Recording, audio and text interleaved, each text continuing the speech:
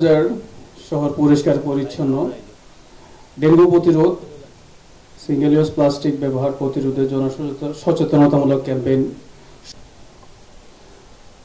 আজকে কক্সবাজারের যে পরিষ্কার পরিচ্ছন্নতার কথা বলা হচ্ছে, কলাতলি দিয়ে নামবো, কক্সবাজার আমাকে ওয়েলকাম জানাবে।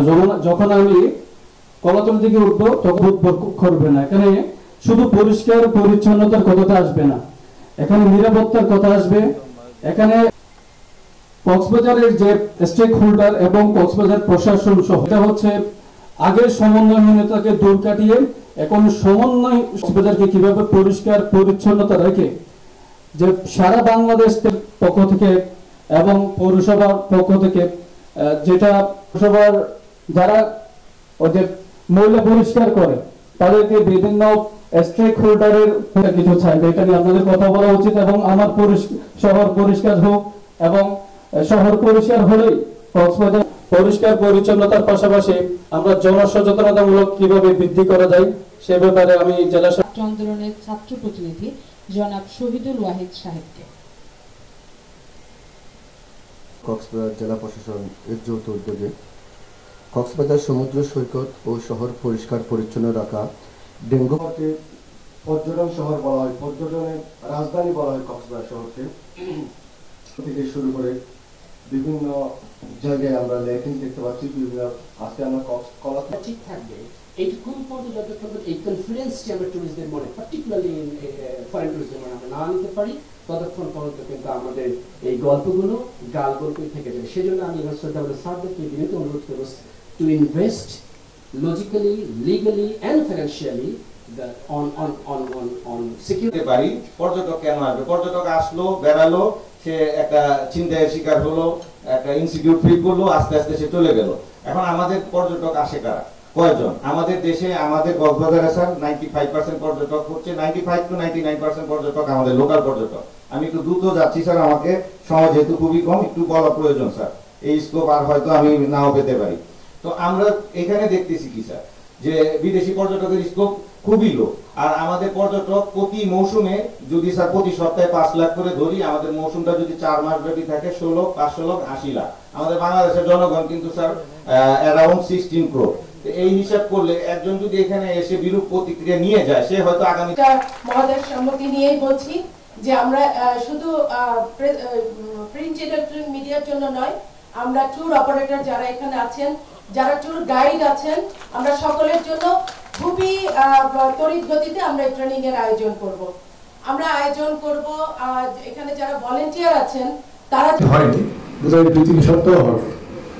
প্রথম দিন থেকে আমি আমার মন্ত্রণালয়ের যিনি সচিব, তিনিও এই মন্ত্রণালয়ের অবগত, তার সঙ্গে অলমোস্ট প্রথম দিনের প্রথম ঘন্টা থেকেই আমরা এই ট্যুরিজমকে কিভাবে তার প্রকৃত অর্থ অনুযায়ী, তার প্রকৃত মর্ম অনুযায়ী তার যথাস্থানে নিয়ে যাওয়া যায়, সেই জন্য আমরা চেষ্টা করে যাচ্ছি এবং বিভিন্ন পদক্ষেপ নিয়ে যাচ্ছি। আমাদের দেশে 1500 মতো টুরিস্ট স্পট আছে। আমি তাৎক্ষণিক অনেকে বললাম যে প্রত্যেকটা আমি ভিজিট করে দেখব যে কোথায় কি সুবিধা অসুবিধা আছে এবং সেগুলোকে আমরা সুবিধাগুলো আমরা দেওয়ার চেষ্টা করব। ট্যুরিজম মানে এটাই নয়, বা সরকারি বা প্রাতিষ্ঠানিক অংশগ্রহণ মানে এটাই নয় যে একজন বক্তা যেটা বলেছেন যে 7 স্টার 5 স্টার হোটেল আর সেখানে কিছু ফেসিলিটিস দেওয়া, এটা ট্যুরিজম নয়। একটা গ্রামের কোনায় একটা গ্রামীণ চিত্র দেখার জন্য মানুষ আসে এবং সেখানে দেখার জন্য কক্সবাজারে আসে, রংপুর থেকে কক্সবাজারের মানুষ যায় রংপুরে। এই যে আদান প্রদান, এটা শুধু একটা মানুষের জায়গার পরিবর্তন নয়, এটি কিন্তু সমাজের মধ্যে একটা মেলামেশারও একটা প্ল্যাটফর্ম বটে।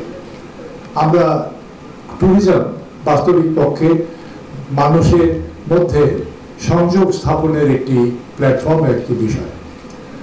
কক্সবাজারের বিভিন্ন ডেফিসিয়েন্সি সমস্যা সম্পর্কে বিস্তারিত আলোচনা হয়েছে এবং লক্ষ্য করেছি যে তার মধ্যে সঠিক অনেকগুলি বিষয় এখানে উত্থাপিত হয়েছে, যেগুলি আমরা বাস্তবিক পক্ষে আগে হয়তো আমাদের নজরে আসেনি। আমি সেই জন্য তাদেরকে ধন্যবাদ জানাই। এবং সাংবাদিক বন্ধু বলেছেন যে আমাদের প্রশিক্ষণের ব্যবস্থা করা দরকার। সচিব বলে গেছেন যে ট্যুরিজমের সঙ্গে যত স্টেক হোল্ডার আছেন প্রত্যেকের সঙ্গে আমাদের একটা ইন্টারাকশন হবে, সেটা ট্রেনিংয়ের মাধ্যমে হোক, সেটার উন্নয়নের জন্যই হোক, সেটা যে কারণেই হোক না কেন, আমাদের এই পারস্পরিক ইন্টারাকশনটা যত বেশি হবে আমরা ট্যুরিজমকে তত সফল একটি অবস্থা হিসেবে আমরা দেখতে পাব। এবং তরুণ সমাজ, যুব সমাজ, আমরা আজকে একেবারে শেষ প্রান্তে গিয়েছিলাম সাপুরি দ্বীপে, সেখানেও ট্যুরিজমের বড় একটা স্কোপ আছে, কিন্তু যে বড় একটা কিন্তু যেটা কথা রহমতুল্লাহ সাহেব বলে গেছেন, সেই কিন্তুটা কিন্তু অত্যন্ত গুরুত্বপূর্ণ। সেখানকার তরুণ যুবক এই তাদের যে উদ্দীপনা আমরা দেখলাম যে এখানে ট্যুরিজমকে কিভাবে বিস্তারিত করা যায়, তারা কিন্তু কেউ লক্ষণীয় মানসিকতার পরিবর্তনের যুব সমাজের মধ্যে তারা কিন্তু কেউ চাকরির কথা বলেনি। তারা বলেছিল আমরা উদ্যোক্তা হব যদি এখানে ট্যুরিজম ফ্লারিশ করে। এই একটা, আমি বলবো যে আমার টার্মটা ঠিক হয় কিনা তোমরা ঠিক করে দিও, জেনজি তো ঠিক আছে? আচ্ছা, ঠিক আছে। তাদের যে উদ্যোগ, তাদের যে চিন্তাধারা, সেটার সঙ্গে আমাদের বয়সী লোকের মধ্যে 4 জেনারেশন গ্যাপ হয়ে গেছে। তারপরেও ধরার চেষ্টা করি, আমি খুব ল্যাপটপ ফ্রেন্ডলি। তো এইভাবেই আমরা কিন্তু এগিয়ে যেতে পারবো। তরুণ সমাজ যেমন এগিয়ে আসছে, নেতৃত্ব দিচ্ছে, যাদের বদলাতে আজকে আমি এখানে মঞ্চে উপবিষ্ট সকল প্রশাসনের যন্ত্র আজকে তাদের জন্য এখানে সেই সমন্বয় আমরা গড়ে তুলব লক্ষণীয়। এবং আমি অত্যন্ত আশাবাদী যে এখানে প্রশাসনের সঙ্গে যারা জড়িত আছে তাদের প্রত্যেকের মধ্যেই আমি আলাপ আলোচনার মধ্যে পেয়েছি যে ট্যুরিজমের প্রতি, ট্যুরিজমকে ডেভেলপ করার জন্য গতানুগতিক ট্যুরিজম না, প্রকৃতপক্ষে ট্যুরিজমকে উপলব্ধি করেছেন এবং সেই মর্ম অনুযায়ী ট্যুরিজমকে ডেভেলপ করার জন্য তারা বিভিন্ন চিন্তা ভাবনা, বিভিন্ন প্রজেক্ট তারা সম্পর্কে আলাপ আলোচনা করছেন, চিন্তা ভাবনা করছেন। যে সমস্যাগুলোর কথা বলা হয়েছে, যে প্রতিবেদনটি দেওয়া হয়েছে, সেটি উপরে নিশ্চয়ই আমরা কাজ করব। এবং আমি পুলিশ সুপার রহমতুল্লাহ সাহেবকে বলবো যে আপনাদেরও যে সমস্যাগুলোর কথা আছে আমাকে যদি একটু লিখিতভাবে দেন তাহলে হয়তো আমার পক্ষে কাজ করার সুবিধা হবে। ট্যুরিজম পুলিশের কয়েকদিন আগেও ট্যুরিজম পুলিশের চিফ আমার সঙ্গে দেখা করতে এসেছিলেন ঢাকায়, তিনি সমস্যাগুলোর কথা বলেছেন বিভিন্ন, সেগুলো নিয়ে আমরা সব কিছুই আলাপ আলোচনা করে এগুলো সমাধান করার চেষ্টা করবো। লক্ষ্য একটাই, কক্সবাজারের সমন্বিত উন্নতি। এরপরে আসি আমরা মূল বিষয় সমাবদ্ধ থাকবে নাকি আমার মধ্যে সেটা আসবে, আমি বিশেষ করে আমার মধ্যে আছে, এটাকে একটু জাগরুক করতে হবে। এবং এখানে যখন এই ক্যাম্পেইনের মর্ম আমরা উপলব্ধি করেছি কিনা, অডিয়েন্স থেকে একটা সাড়া জানতে চেয়েছিলেন, সাড়াটা এসেছিল এদিক থেকে, খুবই জোরালোভাবে এসেছিল, এদিক থেকে আসেনি। আর শুধু তাই নয়, কণ্ঠটা ছিল পুরুষের, কিন্তু আমি মনে করি যে আমি বলি না যে সবকিছু স্টার সেট হোক, তো তাহলে বাসায় আমার যে নাতি নাতনি আন্টি আপাতবাসী কেউ নেই, তাদেরও তো একটা দায়িত্ব আছে।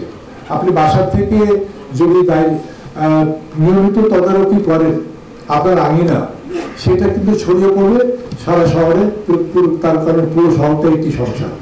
আমরা আশা করি যে আগামীতে আমরা একটি পরিচ্ছন্ন, নিরাপদ এবং নিরাপত্তা আছে এরকম একটি কক্সবাজার পাবো, এবং আমি বারবার আসবো।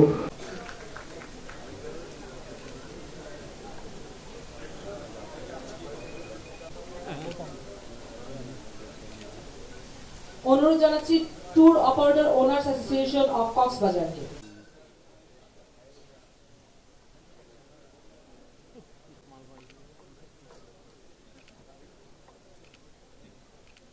তারা তাদের এই নিরন্তর যে প্রয়াস, সেটি গত 8 দিন ধরে আমরা রেখে দিয়েছি। কথায় বলে যে